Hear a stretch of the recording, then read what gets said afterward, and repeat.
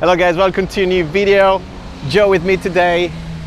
We're gonna test the Blackmagic 4K, Pocket 4K with a 6K Pro, which I don't own, but Joe luckily does.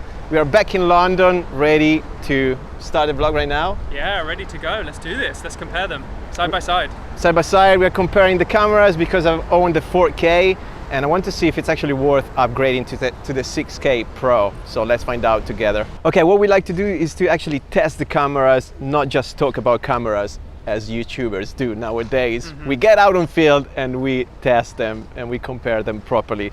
So first of all, we're gonna shoot manual. There's no auto settings.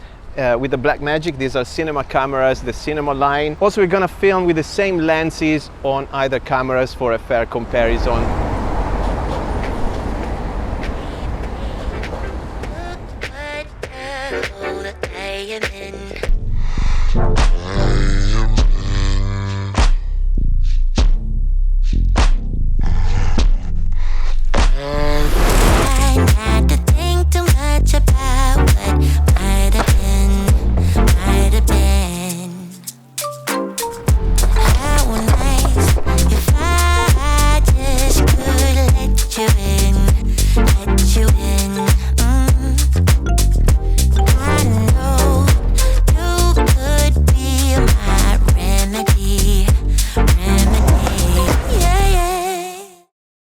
Right, we're gonna start with an overall comparison of the cameras, the bodies and so on, and we start from the sensor. So the 6K Pro has a super 35mm sensor, while the 4K has a 4/3 sensor.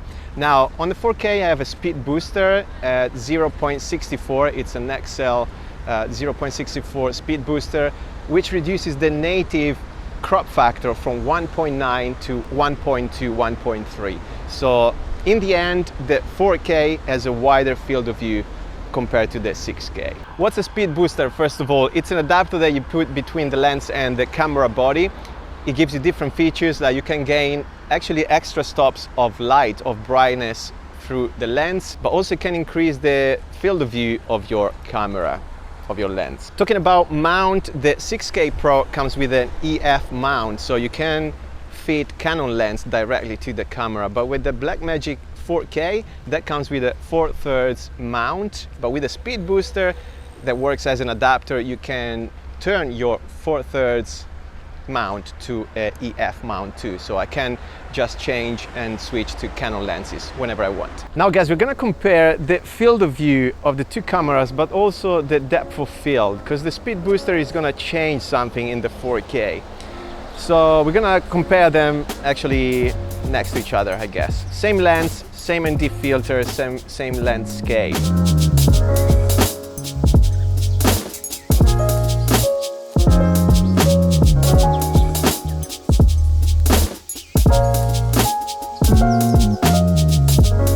Okay, next thing on the list, guys, is the price. So Joe paid $22.50, so $2,250. For the 6K Pro. I paid 1,100 for the 4K, so we're talking about British pound, but I had to add the speed booster, which is 650 pounds on top. So in total, the 4K was 1,750 against the 2,250. So, ouch. Yeah, that's the difference in price. We want to check the resolutions and frame rates, and first of all, of course, the 6K can record 6K footage, but how about the frame rates? So we just checked it out, and Joe can film 60 frames or 50 frames per second in 6K. The slow motion can go up to 120 frames per second with this, using a sensor at 2.8K, but that will be a crop sensor. There's a big crop there. About the 4K, I can record 4K 60 frames per second, but also I can go to Full HD 120 frames per second with a crop sensor as well. And it starts to rain. And either cameras can record in 10 bit. So pretty good stuff there, I guess. The RAW actually can record at 12 bit, so both cameras can record in 12 bit, isn't it? Yeah, 12 bit, 6K. He knows his crap. You know how it is. You know how it is.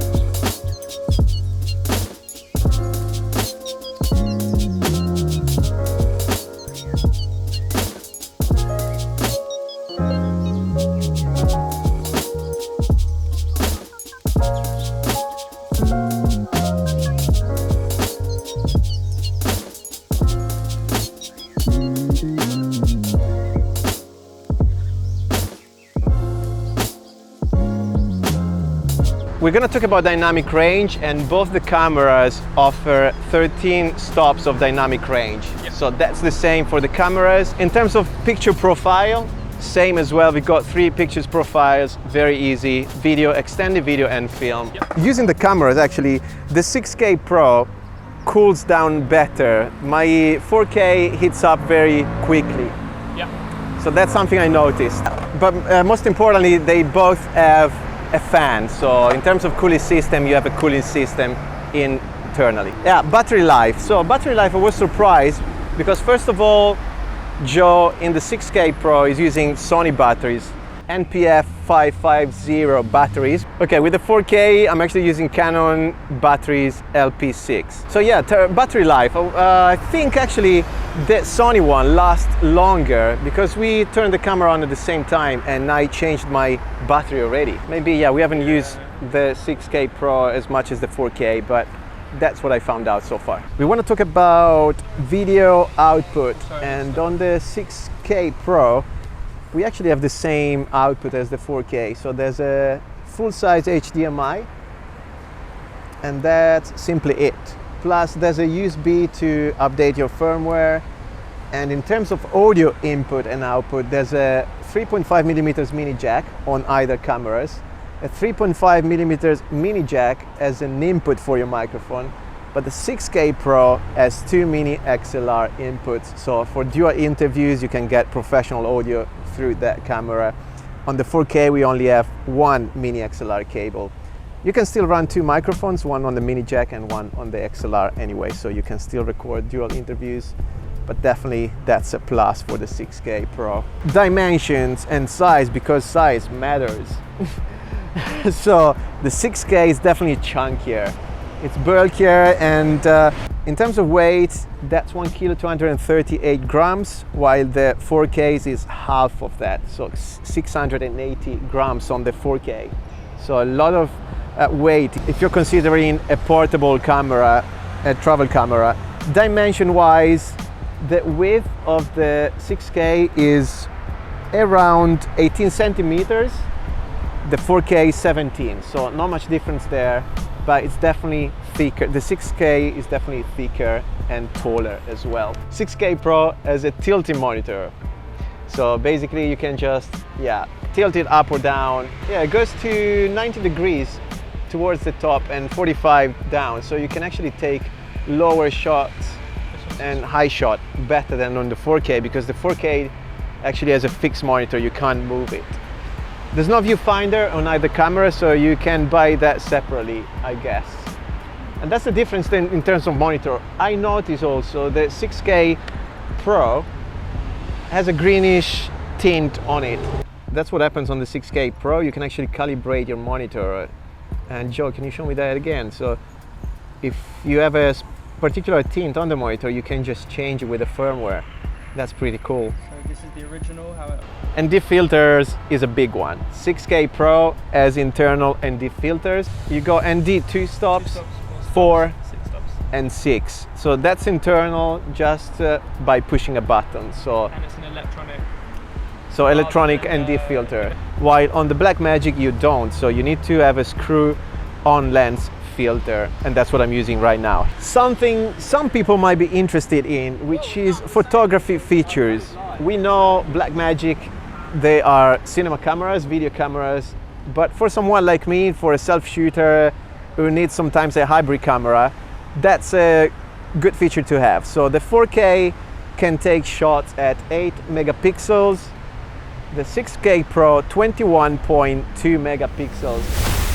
We're back in the studio and I want to show you the footage I showed you at the beginning of this vlog, but now I'm gonna reveal what shot was filmed with which camera. After that, I'm gonna share my experience in using the 6K Pro, and also I'm going to tell you if I'm actually going to upgrade.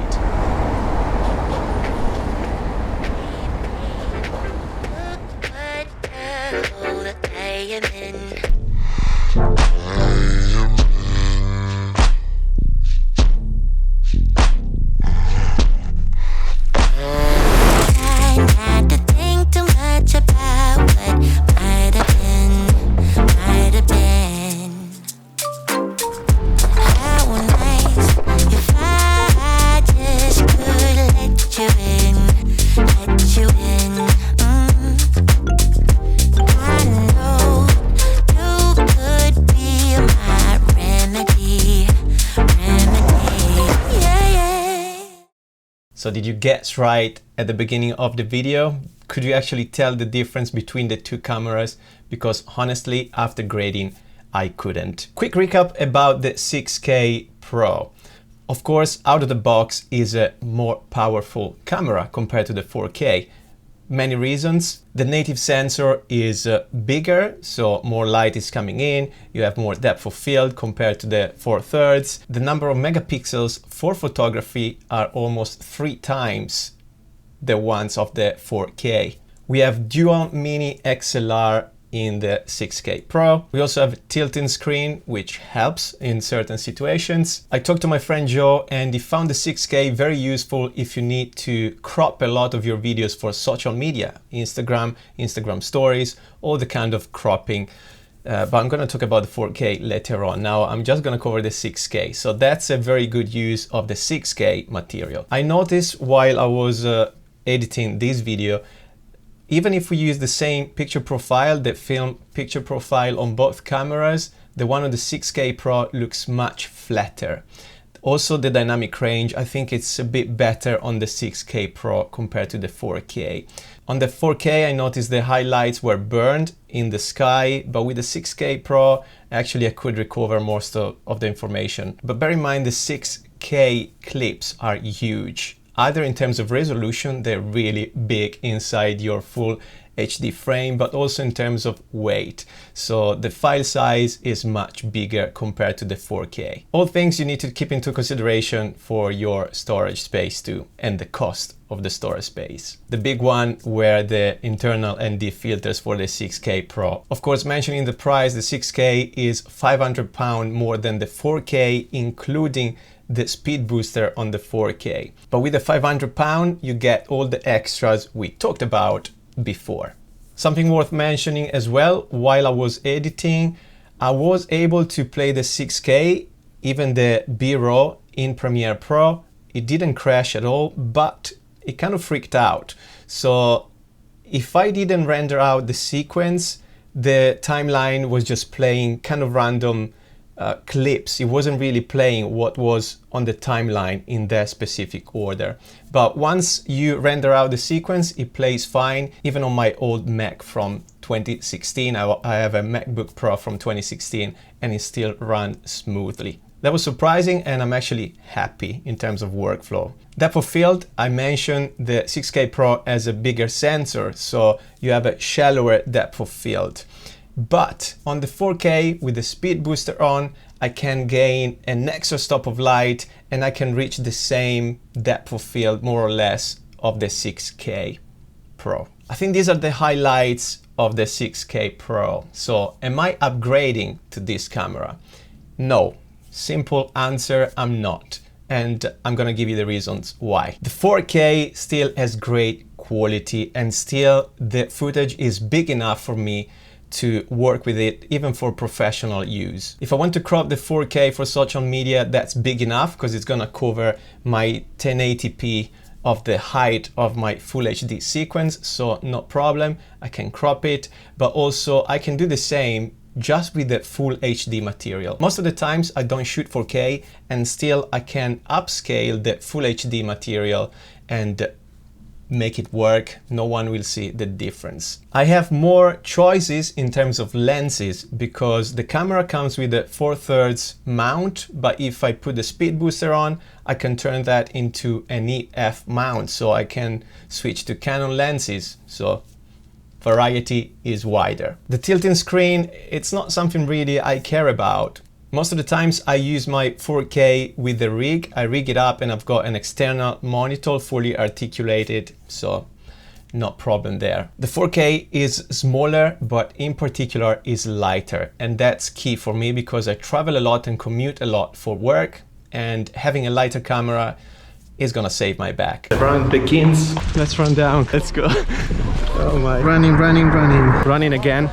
Dimensions are important also when you mount your camera on gimbals. We didn't really test the 6K Pro on the gimbal, but it was chunkier and heavier, so I'm not sure how easy that is to mount on smaller gimbals. I own the Ronin S by DJI, but also the Gewin Crane 2S, and the 4K just mounts with no problem without counterweight on both the gimbals. And dip filters, I really don't care again because I've got a variable dip filter, and once I put it on the lens, it's there. I just need to spin it and adapt it to the light conditions. I don't have dual mini XLR cables, but I still have dual audio inputs. So if I really need to film someone and interview two people at the same time, I have a mini jack and a mini XLR. So I can still record two different microphones on two different channels. Overall, it was great to play with the cameras and compare them. They're still both great cameras, so you will not go wrong, at least in my opinion, and for the type of content I create. I use the 4K for music videos, fashion videos. I use it for my vlogs, any kind of content I produce for my social media or company's social media. No one ever complained. The quality is great and I'm just happy with the camera. I don't think there's a better camera in the market yet with this price. Anyway, I'm curious to know if you come from a Blackmagic background, if you are upgrading from your 4K to the 6K Pro. I want to hear about what you think about these reviews, so drop a comment down here and let's create a community. Hit the subscribe button so I might see you in the next video. Thanks for watching.